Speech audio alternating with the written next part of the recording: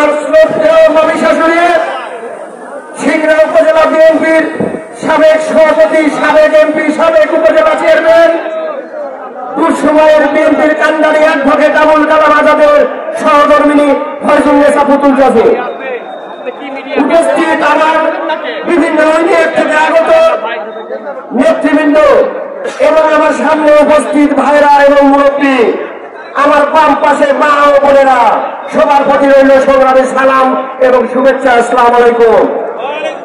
আমি আপনাদের কাছে কৃতজ্ঞ। দীর্ঘ 17 বছর সকল আন্দোলন কর্মসূচিতে আপনারা, আমরা আমার সামনে যারা দাঁড়িয়ে আছেন, বসে আছেন, সেই প্রিয় ভাইরা, সেই প্রিয় সহকর্মীরা, আমার প্রত্যেকটি আন্দোলনের প্রত্যেকটি ডাকে আপনারা সাড়া দিয়েছেন। আমার বোনেরা ঘরে বসে আমাদের জন্য দোয়া করেছেন, আল্লাহর কাছে মোনাজাত করেছেন, আমরা যেন এই কানাডার সরকারকে হটাতে পারি।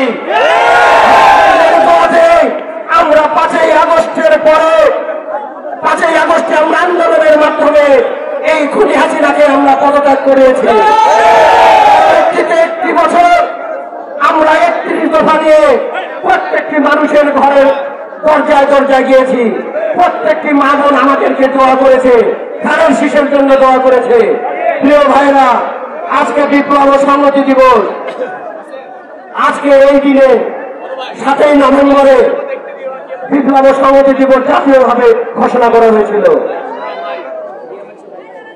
জাতীয় বিপ্লব সংহতি দিবস কিভাবে আসলো আমার বক্তারা বলেছে। তারপর